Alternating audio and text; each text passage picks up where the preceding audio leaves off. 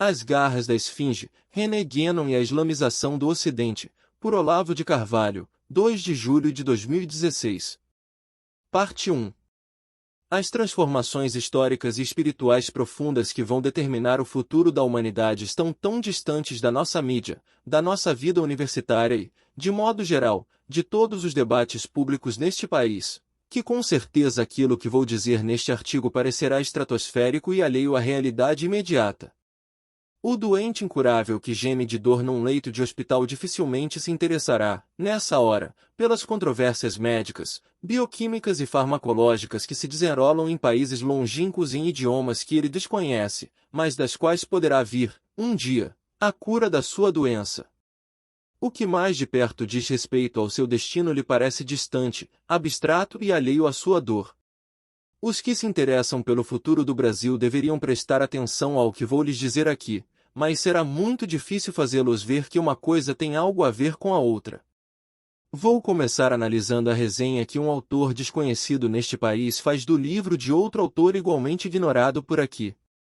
O livro é Falsidão, The United Religions Initiative, Globalis, and the Quest for a One World Religion, de Le Pen, Sofia Perenis, 2005. Que já recomendei muitas vezes mas poucos leram, por ser um calhamaço de documentos longos e chatíssimos. O resenhista é Charles Upton, autor de The System of the Antichrist, ID, 2001, que foi menos lido ainda, já que o recomendei com menos ênfase e constância. A resenha foi publicada num livro mais recente de Upton, Findings in Metaphysique, PS, and Lore, a Response to the Traditionalist Perennialist School, ID, 2010, e reproduzida na revista eletrônica da editora Sofia Perenis. O livro de Le Pen descreve e documenta com abundância de fontes primárias a formação e desenvolvimento de uma religião bionica mundial, com todas as características de uma paródia satânica, sob os auspícios da ONU, do governo americano, de praticamente toda a grande mídia ocidental e de um punhado de megafortunas.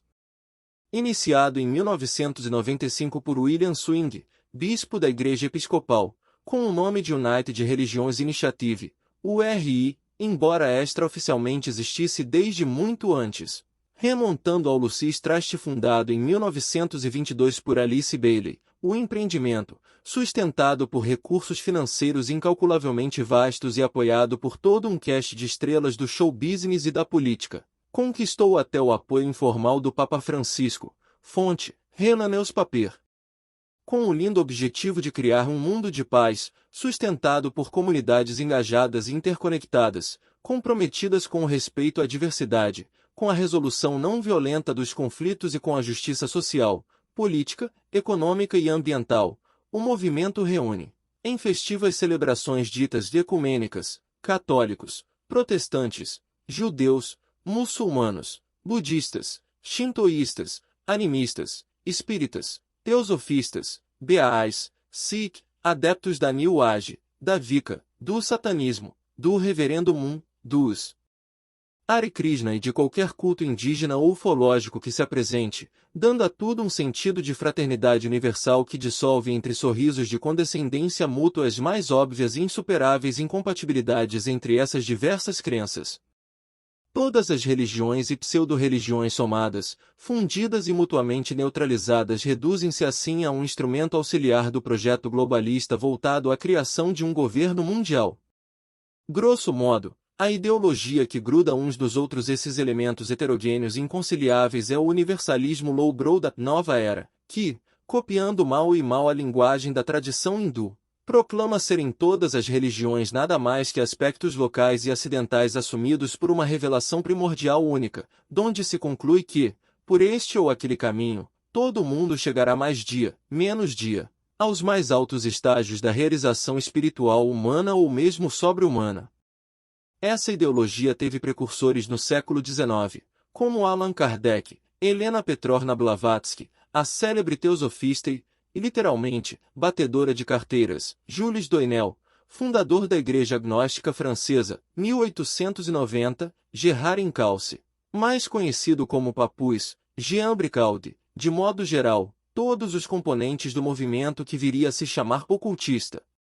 Esse universalismo, que no início do século XX soava apenas como uma fantasia exótica, acabou por penetrar tão fundo no senso comum das multidões que hoje a equivalência de todas as religiões em dignidade e valor é um dogma subscrito por toda a grande mídia mundial, pelos parlamentos, pelas legislações da quase totalidade dos países e pela maioria das próprias autoridades religiosas. Longe de ser um fenômeno espontâneo, essa radical transformação das crenças coletivas reflete o trabalho incessante dos onipresentes agentes da URI, a cuja interferência nenhuma organização socialmente relevante está imune. Não é necessário, portanto, enfatizar a importância desse projeto dentro dos planos globalistas, nem, é claro, é possível negar o valor do trabalho de Lippen ao reunir e ordenar documentação mais que suficiente para provar a unidade de inspiração e de estratégia por trás de fenômenos que ao observador leigo podem parecer dispersos e inconexos. O resenhista, Charles Upton, enaltece os méritos do livro e acrescenta-lhe um esclarecimento que, diz ele, já havia transmitido pessoalmente ao autor, com total concordância deste. O esclarecimento é este. Não se deve confundir o universalismo paródico da nova era e da URI com o universalismo highbrow da escola dita tradicionalista ou perennialista inspirada em René Guénon, Fritjof Swan, Ananda K. Coomaraswamy e seus continuadores. É verdade. São muito diferentes.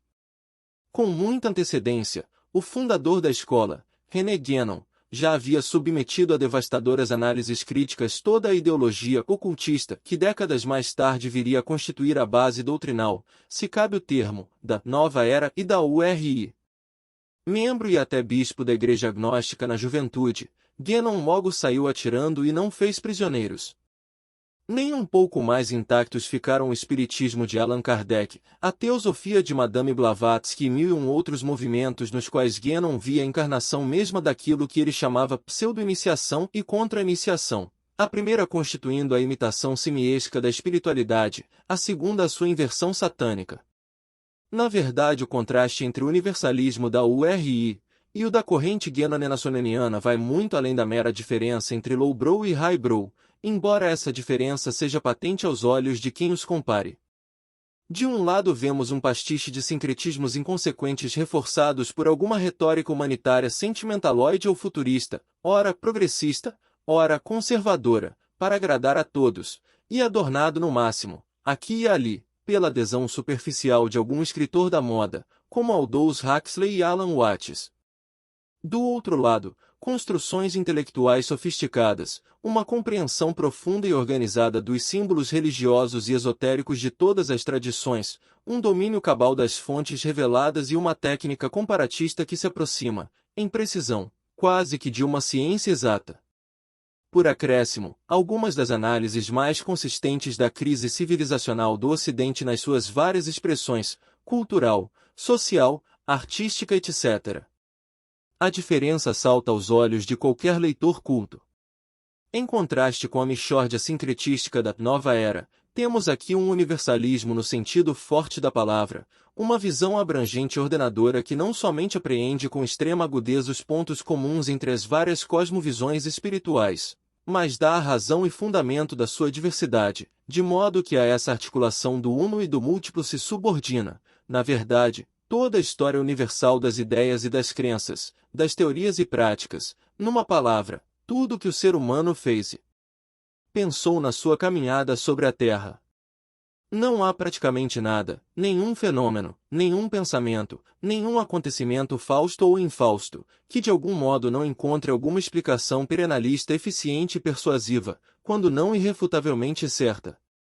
Do ponto de vista do buscador comum que, proveniente dos meios revolucionários, modernistas e ateísticos, é alertado para a importância dos temas espirituais e, após uma ilusão temporária com a nova era, se desilude com a sua superficialidade e sai em busca de alimento mais nutritivo, a passagem ao tradicionalismo de Guénon e Swan é um upgrade intelectual formidável, um impacto desaculturante, quase uma transfiguração interior que repentinamente isolará do ambiente mental em torno. Marcado a um tempo pelo descrédito das religiões e pela vulgaridade sem fim do ocultismo onipresente, e o deixará sozinho, face a face com a sua consciência. Cumpre-se assim, na escala individual, a célebre profecia emitida por um biógrafo anônimo de René Guénon logo após a morte do mestre. Chegará o momento em que cada um, sozinho, privado de todo contato material que possa ajudá-lo em sua resistência interior, terá de encontrar em si mesmo, e só nele mesmo, o meio de aderir firmemente, pelo centro de sua existência, ao Senhor de toda a verdade. Raríssimos são os que chegam a esse ponto, a maioria vai tombando pelo caminho, mas, para aquele que chega, é difícil resistir, então, ao impulso de fazer contato pessoal com os círculos guénonianos e xionianos, em busca de alívio, apoio e orientação. É por esse processo de seleção espontânea que se forma a elite intelectual que, como veremos adiante, Guénon tinha em vista no livro Oriente e Ocidente, de 1924. Pois é evidente que, entre as várias cosmovisões em luta, a mais abrangente, que absorve e explica todas as outras, está no topo. É o cume da consciência de uma época, o nec plus ultra da inteligência e do inteligível. O que confere ainda mais autoridade ao ensinamento perennialista é a afirmação reiterada de seus expositores, de que ele não é invenção sua, mas o mero traslado, em linguagem teórica atual, de revelações imemoriais que remontam a uma fonte originária única, a tradição primordial. Afirmação idêntica, na superfície, à dos próceres da nova era, mas agora fundamentada numa superabundância de provas documentais, de argumentos racionais, de toda uma ciência organizada do simbolismo universal e do comparatismo, da qual nascem tours de força intelectualmente deslumbrantes como os símbolos de La Science Sacrée do próprio René Guénon e a Treasury of Traditional Wisdom, de Vital N. Perry, um dos mais próximos colaboradores de F. Su nos Estados Unidos, monumental coletânea de textos sacros organizados de modo a ilustrar, acima de qualquer dúvida razoável, a convergência essencial das doutrinas e símbolos das grandes tradições religiosas e espirituais, a unidade transcendente das religiões como a denominava Su no título de um livro que ninguém menos que T. S. Eliot considerou o maior feito de todos os tempos no campo da religião comparada. Toda semelhança com o universalismo da URI é enganosa. Em primeiro lugar, todos os perennialistas, sem exceção, insistem que as doutrinas, símbolos e ritos das várias tradições em particular, malgrado apontem sempre para uma realidade suprema que é a mesma em todos os casos, têm uma integridade própria, não podem ser objeto de fusão, mescla ou sincretismo. Ou seja, não podem sofrer o tipo de operação unificante que, precisamente, caracteriza a nova era. Em segundo lugar, nem tudo que se apresente com o nome de religião, espiritualidade, esoterismo ou coisa parecida pode entrar nessa síntese. Bem ao contrário, é comum a todos os perennialistas a distinção precisa, rigorosa e até intolerante entre tradição, pseudo-tradição e antitradição. Boa parte do material compactado na nova era entra nestas duas últimas categorias e, longe de integrar a unidade da fonte primordial, representa a paródia ou negação de tudo que vem dela. Em terceiro e mais importante lugar, a unidade transcendente das religiões é mesmo transcendente, não imanente. As religiões aí estão unificadas apenas pelo topo, pelo cume núcleo vivo das suas concepções doutrinais, e não pela variedade irredutível das suas liturgias, dos seus códigos morais e das suas diferentes vias de realização espiritual. E onde, precisamente, está esse núcleo e topo? Está nas suas respectivas concepções metafísicas, que de fato são convergentes, como a simples coletânea organizada por Vital Perry basta para demonstrá-lo acima de toda a possibilidade de controvérsia. Nesse sentido, as religiões e tradições espirituais podem ser vistas, sem distorção, como adaptações de uma mesma verdade primordial às condições histórico-culturais, linguísticas e psicológicas dos vários tempos, lugares e civilizações. Os vários esoterismos refletiriam, nas suas diferenças, a unidade de um mesmo esoterismo primordial. Os homens que chegaram a apreender claramente a unidade desse esoterismo superaram, intelectivamente, a diferença entre as religiões, mas, como não são feitos de puro intelecto e têm ainda uma existência histórico-temporal de pessoas de carne e osso, continuam subordinados cada um à sua respectiva tradição religiosa, sem poder fundi-la ou misturá-la com qualquer outra. O exemplo clássico é o grande mestre Sufi Mueddin Ibn Arabi. afirmando explicitamente que seu coração podia assumir todas as formas, a do Brahmana hindu, a do rabino cabalista, a do monge cristão ou qualquer outra. Ele continuava, na sua vida de indivíduo real e concreto, inteiramente fiel à mais estrita ortodoxia islâmica. Mas é aí que começam os problemas. Parte 2. Desde logo, essa concepção exige, ao lado da diferenciação horizontal entre as várias tradições no tempo e no espaço, uma distinção vertical, ou hierárquica, entre as partes inferiores e superiores de cada uma. As inferiores, ou esotéricas, são historicamente condicionadas e por elas as tradições se afastam umas das outras até o ponto da hostilidade mútua e da total incompatibilidade. As partes superiores, esotéricas, refletem a eternidade imutável da verdade, onde todas as tradições convergem e se encontram. Há, em suma, uma religião popular, feita de ritos e normas de conduta, igual para todos os membros da comunidade, e uma religião de elite, apenas para as pessoas qualificadas, que por trás dos símbolos e das leis podem apreender o sentido último da revelação. Pela prática dos ritos de agregação que os integram na tradição religiosa e pela obediência às normas, os homens do povo obtêm a salvação post-mortem das suas almas. Por meio de ritos de iniciação, os membros da elite obtêm já em vida, e muito acima da mera salvação, a realização espiritual que os arrebata do simples estado individual de existência para transfigurá-los na própria realidade última, ou Deus. É bom não falar muito dessas coisas perante o público em geral, que pode escandalizar-se ante a decifração de um mistério que deve permanecer opaco para sua própria proteção espiritual. É bem conhecida a história do Sufi Mansur al-Alá, 858-922, que após ter chegado à última realização espiritual, saiu gritando Bana al-Haq. Eu sou a verdade, e foi decapitado pelas autoridades esotéricas. Al-Haq não quer dizer somente na verdade no sentido genérico e abstrato. É um dos 99 nomes de Deus impressos no Corão, de modo que a declaração de Al-Alá equivalia literalmente a Eu sou Deus.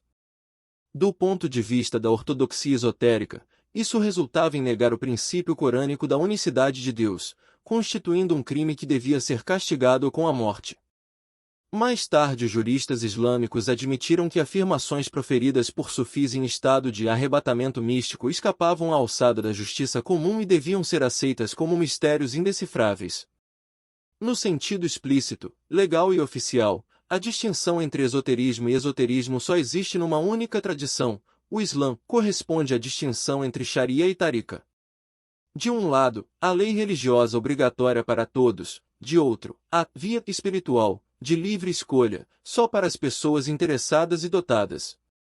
A aplicação dessa distinção a todas as outras tradições é meramente sugestiva ou analógica, uma figura de linguagem e não um conceito descritivo apropriado. Com isso o edifício inteiro do perennialismo começa a balançar um pouco. Existem, por exemplo, esoterismo e esoterismo na tradição hindu, justamente aquela de cujo vocabulário René Guénon se serve mais frequentemente, por julgar que o hinduísmo alcançou clareza máxima na exposição da doutrina metafísica. Evidentemente não.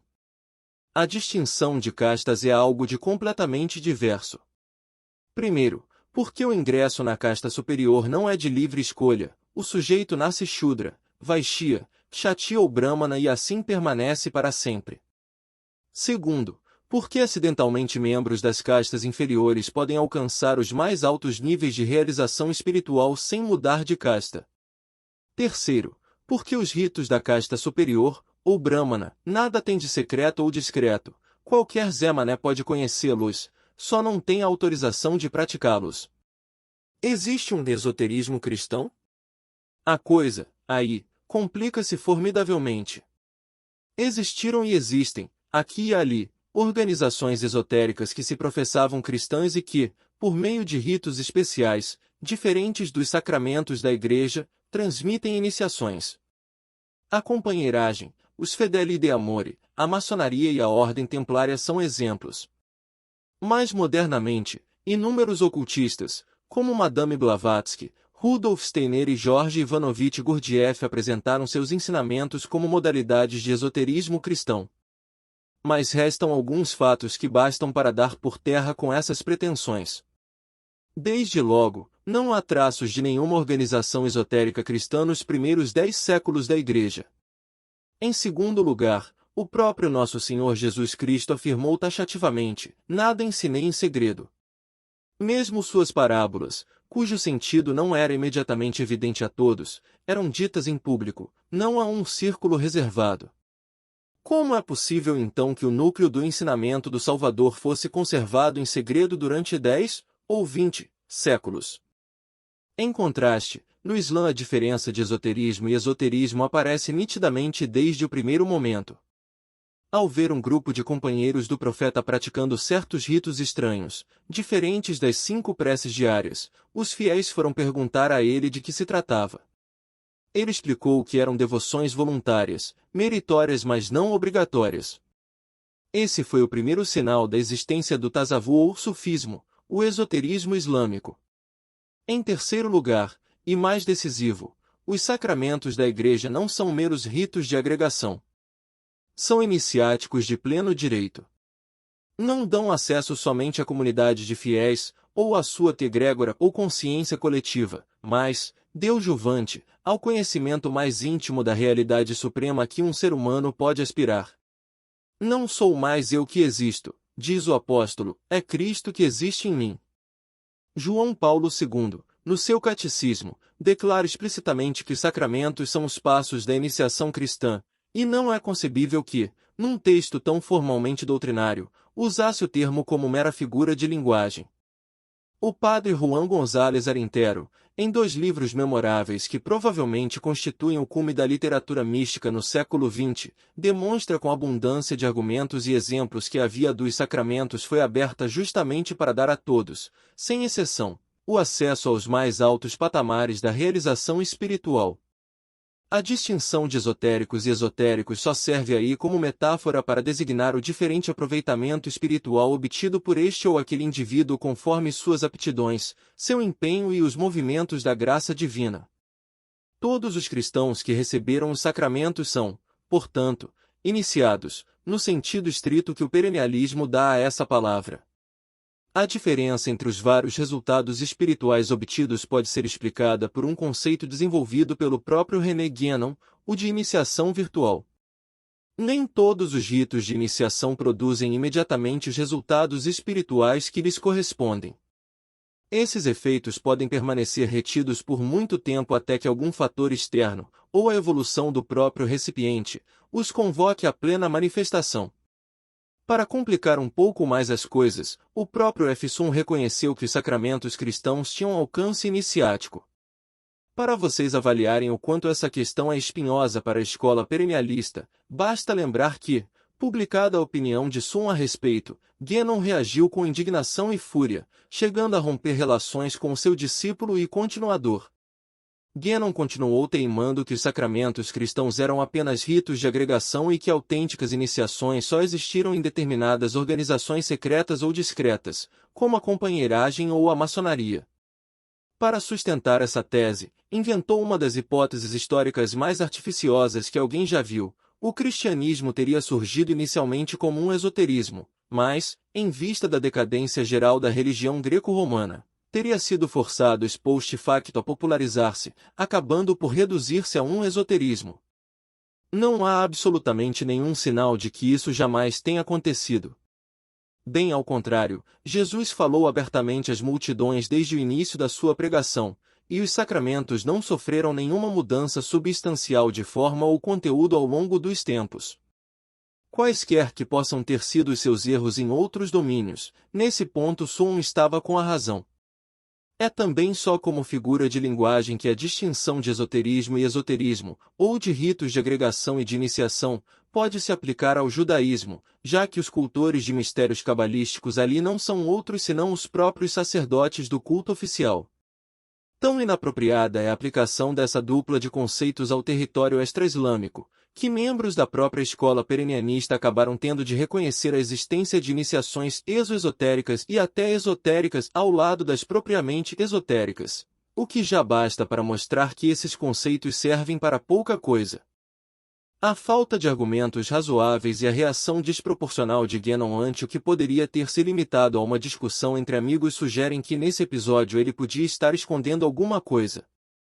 Não podendo falar claro, apelou a uma hipótese absurda e tentou reduzir o interlocutor ao silêncio mediante uma exibição de autoridade, que Sun educadamente rejeitou. Qual a razão pela qual Guénon teria escolhido enquadrar à força todas as tradições numa dupla de conceitos que não se aplicava propriamente a nenhuma delas exceto o islamismo em particular? Por que esse homem, tão criterioso em tudo mais, se permitiu tamanha arbitrariedade, colocando-se assim numa posição vulnerável que se viu posta em risco tão logo Sun levantou a questão das iniciações sacramentais? Quase com certeza teve, para fazê-lo, motivos que, ao menos naquele momento, não podiam ser discutidos abertamente. Mas antes mesmo de esclarecer esse ponto é preciso levantar uma outra questão. Parte 3. Que as tradições materialmente diferentes convergem na direção de um mesmo conjunto de princípios metafísicos é algo que não se pode mais colocar seriamente em dúvida. A tese da unidade transcendente das religiões é vitoriosa sob todos os aspectos. Só há um detalhe, que é propriamente uma metafísica. Não uso o termo como denominação de uma disciplina acadêmica, mas no sentido muito especial e preciso que tem nas obras de Guénon e Sun. Que é uma metafísica?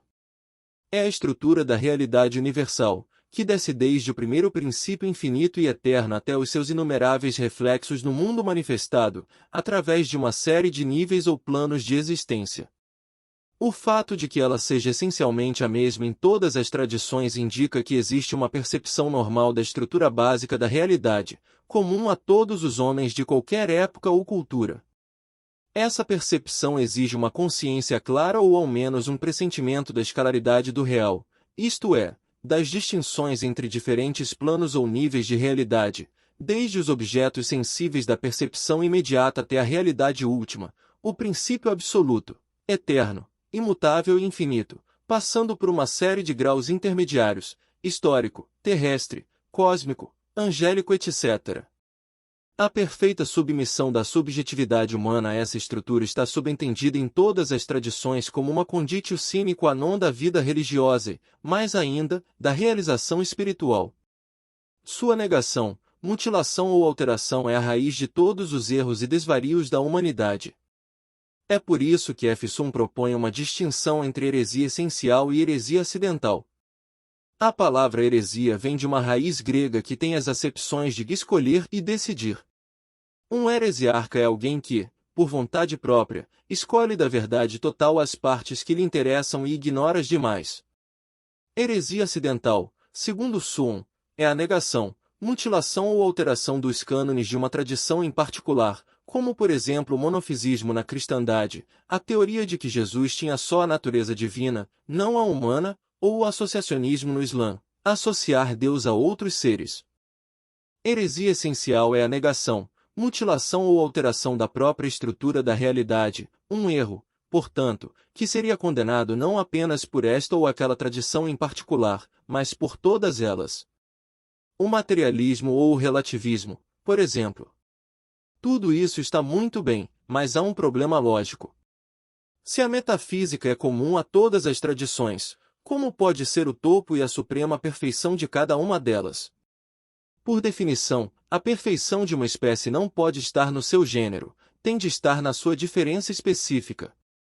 A perfeição do leão e da pulga não pode residir no simples fato de que ambos são animais.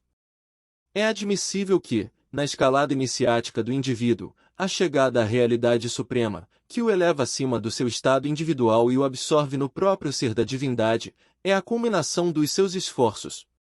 Ela corresponderia também, segundo o perennialismo, ao momento em que as diferenças entre as tradições espirituais são definitivamente transcendidas, sem deixar de continuar valendo para a existência empírica do iniciado no plano terrestre.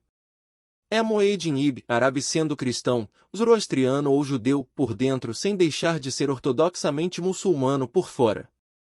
Mas, por isso mesmo, a metafísica só pode ser a culminação das tradições enquanto tais se aceitarmos uma indistinção entre a ordem do ser e a ordem do conhecer, que, segundo ensinava Aristóteles, são inversas. O topo da escalada iniciática não pode ser, ao mesmo tempo, a culminação das religiões porque, sendo comum a todas elas, é apenas o gênero a que pertencem e não a suprema perfeição específica de cada uma. Mais razoável seria supor que a tradição primordial é a base comum não só a todas as tradições espirituais, mas a todas as culturas, e no fim das contas, a um núcleo de inteligência sã presente em todos os seres humanos. Partindo dessa base, ou origem, as várias tradições se desenvolvem em direções diferentes, cada uma buscando refletir mais perfeitamente o princípio absoluto e dar aos homens os meios de retornar a ele. Nesse sentido, a culminação de cada tradição não é o princípio em si, mas o sucesso que obtém na operação de retorno. E não há por que supor que, das várias espécies, todas expressem igualmente bem a perfeição do gênero. As pulgas e os leões são igualmente animais, mas nem por isso a pulga expressa a perfeição da animalidade tão bem quanto o leão, para nada dizer do ser humano. Sun afirma que a pretensão de cada religião de ser melhor que as outras só se justifica pelo fato de que todas elas são legítimas, isto é, refletem a seu modo a tradição primordial, mas que vistas na escala da eternidade e do absoluto, essa pretensão se revela ilusória. No entanto, se a perfeição de uma espécie não pode residir apenas no seu gênero, e sim na sua diferença específica, não há nenhum motivo para dar por provado que todas as espécies representem por igual a perfeição do gênero. Todas as religiões remetem a uma tradição primordial, ok, mas todas a representam igualmente bem? A pergunta é inteiramente legítima, e em parte alguma escola perennialista lhe ofereceu, ou tentou oferecer, uma resposta aceitável. Na verdade, nem colocou a pergunta. Será que até nessas altas esferas encontraremos o fenômeno da proibição de perguntar, que Eric Voegelin discerniu nas ideologias de massa? Parte 4. A geração da escola tradicionalista reunida em torno de Frithjof Schuon, escreve Charles Upton, apresentou e revelou as religiões em suas essências celestiais, subspecie aeternitatis. Se as essências celestiais das religiões são substancialmente a mesma, a diferença entre elas é puramente terrestre e contingente, as formas particulares de cada uma nada tendo de sagrado em si mesmas sem a seiva que recebem da tradição primordial, só esta, a religio perennis, é verdadeira em sentido estrito. As demais são símbolos ou aparências imperfeitas de que ela se reveste nas suas várias encarnações terrestres. Mas, prossegue o mesmo Upton, essas revelações são consideradas ramos da tradição primordial, mas esta tradição não é presentemente vigente enquanto sistema religioso, não é uma religião que possa ser praticada. Os únicos caminhos espirituais viáveis existem sob a forma, ou dentro, das presentes revelações viventes: hinduísmo, zoroastrismo, budismo, judaísmo, cristianismo e islã. Mas esses caminhos levam somente à salvação numa vida post-mortem. Para subir um pouco mais alto já na vida presente é preciso, sem abandoná-los, filiar-se a uma organização esotérica e praticar, além dos ritos e mandamentos da religião popular, alguns ritos e mandamentos especiais, de caráter iniciático. Dito de outro modo, a religião popular é um atestado de qualificação exigido do postulante na entrada do caminho iniciático. Para o muçulmano, isso não é um grande problema. Embora tenham uma existência à parte, as tarikas, turuk, em árabe, são em geral reconhecidas como legítimas pela religião oficial, de modo que o fiel interessado pode transitar livremente entre os dois tipos de práticas. Para o hindu, também não é problema, ainda que inexistindo propriamente um esoterismo hindu, o hinduísmo aceita e absorve todas as práticas de outras religiões, de modo que, descontados os conflitos políticos entre hinduístas e muçulmanos, nada impede que um hindu se filie a uma tarika, à maçonaria, a uma tríade chinesa ou a qualquer outra organização esotérica sem mudar de estatuto na sua sociedade de origem. No caso de um católico, porém, a coisa se complica. Segundo Guénon, todas as organizações iniciáticas cristãs foram desaparecendo depois da Idade Média, deixando os pobres fiéis limitados a um esoterismo espiritualmente capenga. Sobraram só uns resíduos de organizações extintas e a maçonaria. Acontece que uma sentença do Papa Clemente XII, em 1738, condenou à excomunhão automática todo fiel católico que se filiasse à maçonaria ou a qualquer outra sociedade secreta. A decisão foi reforçada pelo Papa Leão X em 1890 e formalizada pelo Código de Direito Canônico de 1917. O novo Código do Papa João Paulo II, em 1983, falava somente em sociedades secretas, sem mencionar nominalmente a maçonaria, o que por breves instantes deu a impressão de que a excomunhão fora suspensa, até que a Congregação para a Doutrina da Fé, em novembro daquele mesmo ano, esclareceu que não era nada disso, que a proibição de ingressar na maçonaria continuava em vigor. Isto é, o fiel católico que lesse René Guénon e acreditasse nele, vendo na perda da dimensão iniciática a raiz de todos os males do mundo moderno, era espremido contra a parede pela opção entre desistir de vez do esoterismo, contentando-se com o esoterismo cada vez mais reduzido a um moralismo exterior, e aceitando portanto ser cúmplice da degradação espiritual moderna, ou então buscar uma iniciação maçônica e ser excomungado, isto é, perder a filiação esotérica que, segundo o mesmo Guénon, era a conditio sine qua non do ingresso no esoterismo. O conflito não era somente de ordem legal. Embora tivesse origem remota em organizações esotéricas professadamente cristãs, a maçonaria tinha se tornado, em várias partes do mundo, uma força ostensivamente e violentamente anticatólica, incentivando perseguições e matanças de católicos, principalmente na França, durante a Revolução e depois de novo no princípio do século XX, no México, onde isso provocou a Guerra dos Cristeros, e na Espanha, onde, com a mal disfarçada conivência do governo republicano maçônico, padres e fiéis foram mortos a granel e muitas igrejas destruídas antes mesmo da eclosão da Guerra Civil. Quer dizer, o católico que se filiasse à maçonaria não apenas incorria em excomunhão automática, mas se tornava um traidor de seus correligionários assassinados. Guénonianos católicos como Jean Tourniac fizeram o diabo para provar que as doutrinas maçônicas eram compatíveis com o catolicismo, mas, é claro, isso ficou na teoria. Conversações entre líderes católicos e maçons em busca de um acordo não deram em nada. A excomunhão continuava em vigor, e o risco moral continuava altíssimo. A partir dos anos 60, quando esses problemas começaram a tornar-se objeto de discussão mais aberta nos círculos de interessados em tradicionalismo, o grupo perennialista começou a sugerir ao católico encurralado as seguintes soluções possíveis.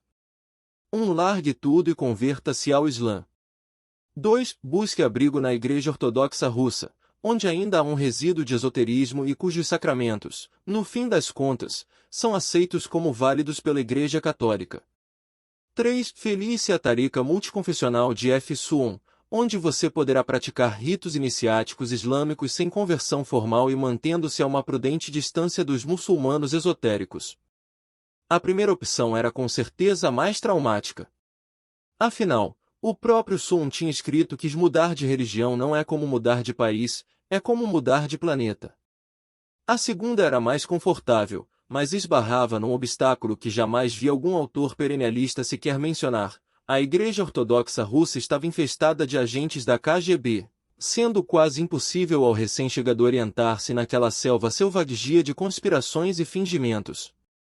Não por coincidência, a KGB estava, naquele mesmo momento, organizando e treinando organizações terroristas islâmicas para a guerra contra o Ocidente cristão. Sobrava a terceira, a mais fácil e natural. A Tariqa de Suon estava, de fato, repleta de membros de origem católica, a começar pelo próprio Suon e por alguns de seus colaboradores mais próximos, como Martin Links, Titus Burkhardt e Rama P. Coomaraswamy, dos quais os dois primeiros converteram-se ao Islã.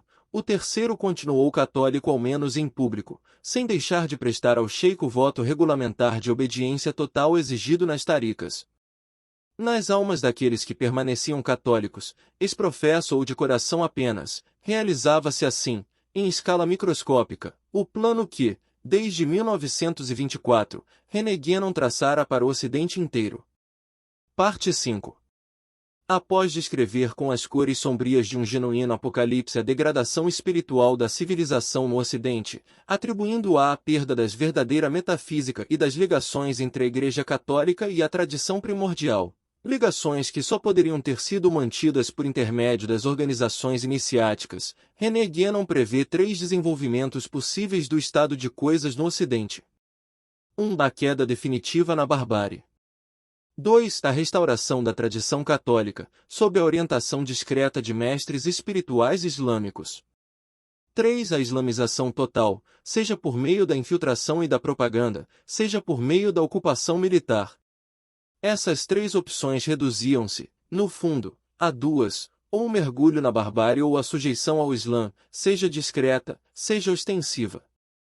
A eclosão da Segunda Guerra Mundial pareceu mostrar que o Ocidente preferira a primeira opção, sendo um detalhe irônico o fato de que importantes autoridades religiosas islâmicas deram apoio total ao Führer, especialmente na questão do extermínio dos judeus. Coincidência macabra ou profecia autorrealizável? Não sei. Após a guerra, a colaboração íntima entre governos islâmicos e regimes comunistas no esforço anti-ocidental conjunto veio a se tornar tão notória que nem é preciso insistir nesse ponto. Não deixa de ser oportuno lembrar que hoje em dia a esquerda mundial empenhada em corromper o Ocidente até fazê-lo feder, como preconizava André Breton, é a mesma que apoia ostensivamente a ocupação muçulmana do Ocidente pela imigração em massa, bem como boicota por todos os meios qualquer esforço sério de combate ao terrorismo islâmico, de modo que há entre os dois blocos como que um acordo leninista de fomentar a corrupção e denunciá-la. Novamente cabe a mesma pergunta do parágrafo anterior, com a mesma resposta. Para o aspirante de origem católica, tudo o que a Tariqa oferecia era a escolha entre tornar-se muçulmano ou ser católico sob orientação muçulmana. A mesma escolha que Guénon oferecia a todo o mundo ocidental. Creio que com isso fica mais clara a intenção de Guénon ao espremer todas as religiões, especialmente a cristã, no molde forçado de um conceito descritivo islâmico, a distinção esoterismo-esoterismo. De fato, como dominar toda uma civilização sem enquadrá-la primeiro no sistema de coordenadas intelectuais da civilização dominadora, onde ela deixará de ser uma totalidade autônoma para se tornar parte de um mapa abrangente? Também é óbvio que não bastava fazer isso em teoria, era preciso conquistar para essa nova visão das coisas os elementos mais valiosos, mais ativos intelectualmente, da elite da civilização-alvo. Só quando esta começasse a se compreender a si mesma nos termos do dominador, em vez dos seus próprios, ela estaria madura para aceitar, sem maiores reações, uma operação mais vasta de ocupação cultural.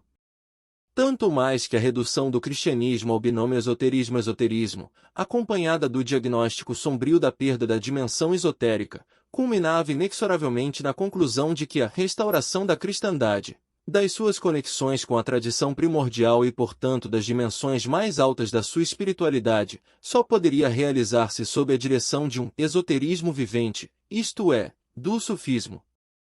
Para usar os termos do próprio Guénon, era preciso submeter o Ocidente à autoridade espiritual do Islã antes de submetê-lo ao seu poder temporal. A teoria de Suon, segundo a qual os sacramentos cristãos conservavam o seu poder iniciático, parecia atenuar um pouco a força do argumento islamizante, mas na verdade não o fazia de maneira alguma. Sem a devida instrução espiritual, que só um esoterismo vivente poderia lhe oferecer, o portador de uma iniciação virtual permanecia inconsciente de tê-la recebido e não apenas ficava paralisado no meio da escalada iniciática, mas se arriscava, com isso, a sofrer toda a sorte de distúrbios espirituais e psíquicos. Só a espiritualidade sufi, encarnada, neste caso, na pessoa de F. Soon, poderia salvar os católicos de si mesmos. A islamização do Ocidente, discreta ou ostensiva, pacífica ou violenta, é o objetivo central e, na verdade, único, de toda a obra de René Guénon. Ela inteira converge para essa meta, não como uma mera conclusão lógica, mas como uma espécie de única saída a qual o leitor, e, idealmente, o Ocidente inteiro, vai sendo levado, entre os muros de uma construção labiríntica, por um senso de fatalidade inexorável. Excluído esse objetivo, ela não passaria de um conjunto de especulações teóricas sem finalidade, um edifício de belas possibilidades espirituais irrealizáveis, coisa que ele sempre negou que ela pudesse ser. Se fosse preciso uma confissão explícita para confirmá-lo, bastaria lembrar que, justamente no momento em que Efsun voltava da Argélia com o título de Sheikh, alardeando sua intenção de islamizar a Europa, Sikh, Guénon declarava que a fundação da Tariqa de Sion em Lausanne, Suíça, era o primeiro e único fruto produzido pelo seu esforço de décadas.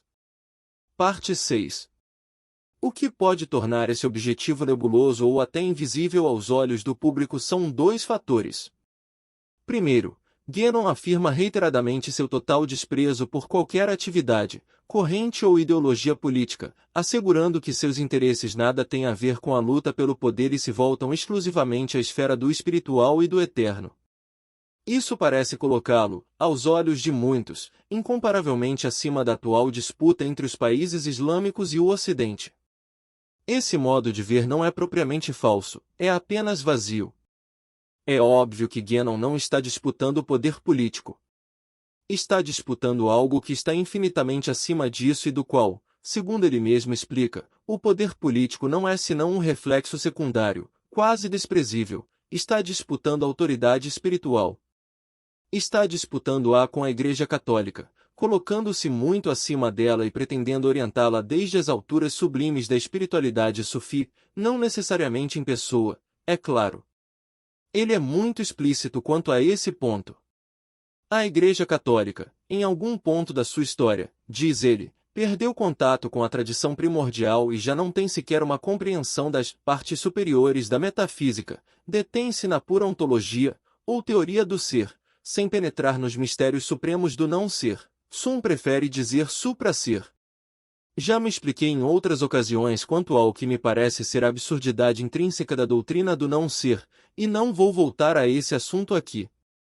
O que interessa no momento é salientar que, segundo Guénon, o catolicismo, a partir dessa mutilação inicial, veio decaindo acentuadamente até reduzir-se a uma mera devoção sentimental para as massas.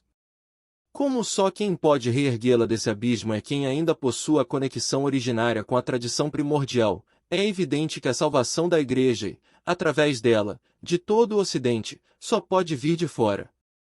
De onde, precisamente? Do budismo não pode ser, já que Guénon nem mesmo considera uma tradição inteiramente válida. Do hinduísmo também não, porque não pode ser praticado fora da Índia nem por quem não seja de nacionalidade indiana. Tudo que o hinduísmo pode fornecer é uma compreensão mais aprofundada da doutrina metafísica, e de fato Guénon recorre abundantemente aos textos hindus para isso, mas a mera compreensão teórica, sendo indispensável, nem de longe pode fornecer por si mesma a autêntica realização metafísica. Do judaísmo, menos ainda, pois seria inconcebível que a Igreja, tendo nascido dele, voltasse ao ventre materno sem anular-se ipso facto e cessar de existir. Da maçonaria?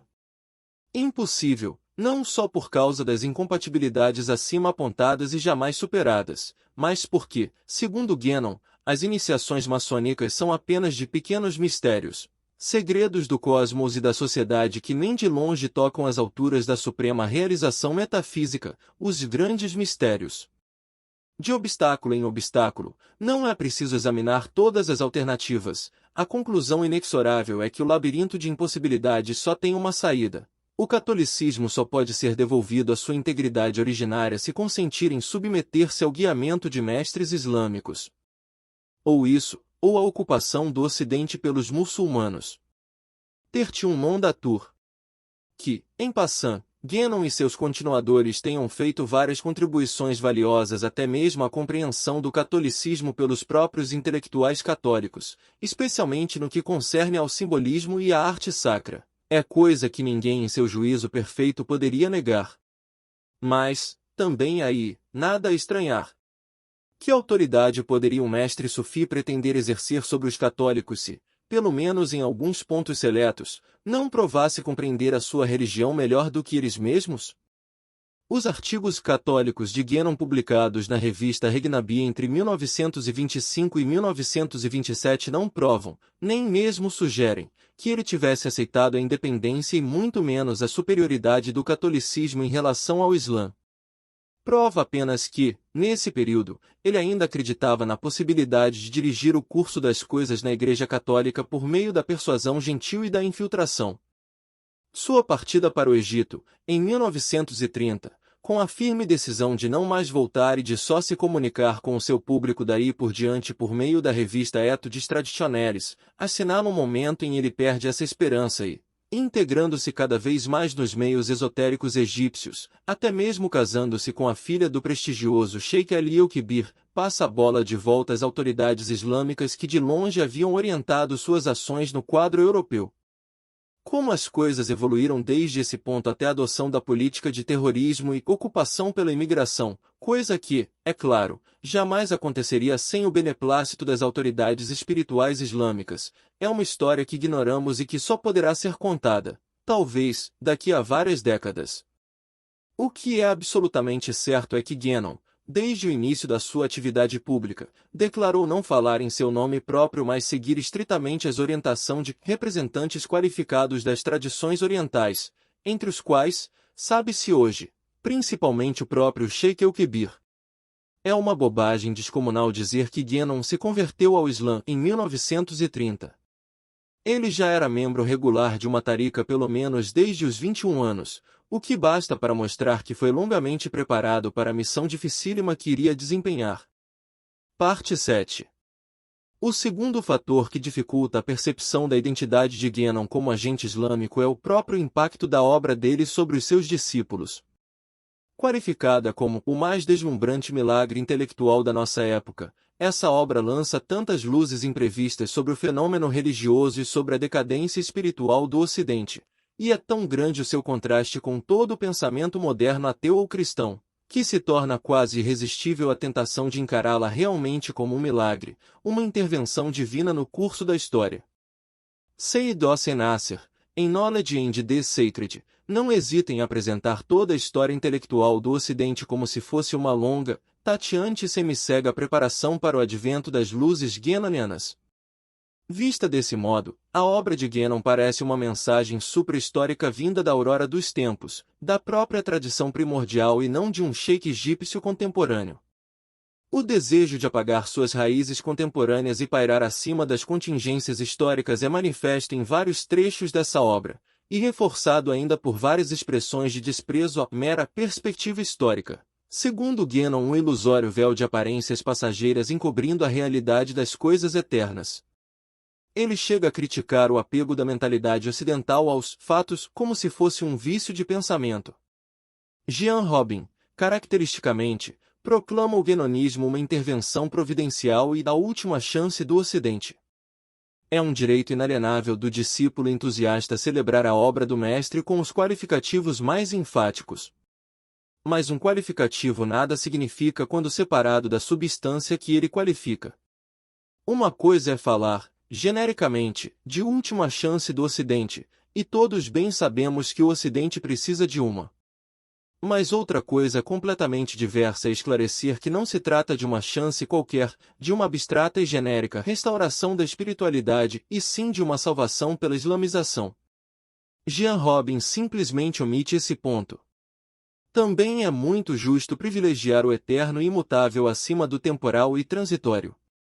Mas qualquer fiel católico habituado ao sacramento da confissão entende que o salto para o eterno, sem passar pela consciência dos detalhes factuais da vida terrestre, tão frequentemente humilhantes e deprimentes, não é espiritualidade, é angelismo. O apóstolo que afirma já não sou eu quem vivo, é Cristo que vive em mim é o mesmo que confessa trazer um espinho na carne até o fim dos seus dias. O desejo de voar para o mundo dos arquétipos eternos saltando por cima da realidade histórica concreta não aparece somente nos perfis geográficos da missão de René Guénon, mas em pelo menos 3 livros de importantes autores perennialistas sobre o Islã. Ideals and Realities of Islam, de Seyyed Hossein Nasr, Comprendre l'Islam, de Fritjof Schuon, e Maurice Culture in Spain, de Titus Burckhardt, mal escondem sua estratégia retórica de mostrar a vida muçulmana só pelos arquétipos eternos que simboliza, contrastando-os, explícita ou implicitamente, com as misérias factuais brutas do Ocidente materialista. A coisa chega mesmo a ser um pouco ingênua. Até uma criança percebe que não é justo comparar as virtudes de um com os defeitos do outro, em vez de virtudes com virtudes e defeitos com defeitos. Tudo isso torna difícil, tanto ao leitor recém-chegado quanto às vezes aos próprios porta-vozes do perennialismo, admitir o óbvio: a obra de René Guénon pode ter todo o caráter providencial e salvador que se deseje, com a condição de que se admita claramente o óbvio, que, no fim das contas, ela jamais ofereceu outra via de salvação para o Ocidente exceto a islamização. Também é certo que qualquer cristão inteligente, católico ou não, pode tirar proveito dos ensinamentos de René Guénon sem aderir ao projeto guénoniano, mas como recusar adesão sem saber ou querer saber que o projeto existe? Todo idiota útil é idiota e útil na medida mesma em que nega a existência daquele que o utiliza. Muitos cristãos, católicos ou não, sentiram-se tão indignados ante os ensinamentos de René Guénon que fizeram várias tentativas de refutá-lo e até de achincalhá-lo. Essas tentativas só provaram a superioridade intelectual do adversário e caíram no ridículo ou no esquecimento. Sob esse aspecto, os discípulos de Guénon não estavam totalmente errados ao considerá-lo insuperável, a bússola infalível, dizia Michel Valsan. Mas Guénon não precisa ser combatido nem vencido. Ao adotar o pseudônimo de Esfinge nos seus primeiros escritos, ele sabia que aqueles que não decifrassem a sua mensagem seriam engolidos e reduzidos à obediência. Aqueles que esperneiam entre gritos de revolta não deixam-se prestar-lhe obediência, a contragosto ou mesmo inconscientemente. Uma vez decifrada, porém, a esfinge não tem remédio senão soltar gentilmente a presa, que sairá das suas garras não somente livre, mas fortalecida. Petersburg, Virgínia, 2 de julho de 2016.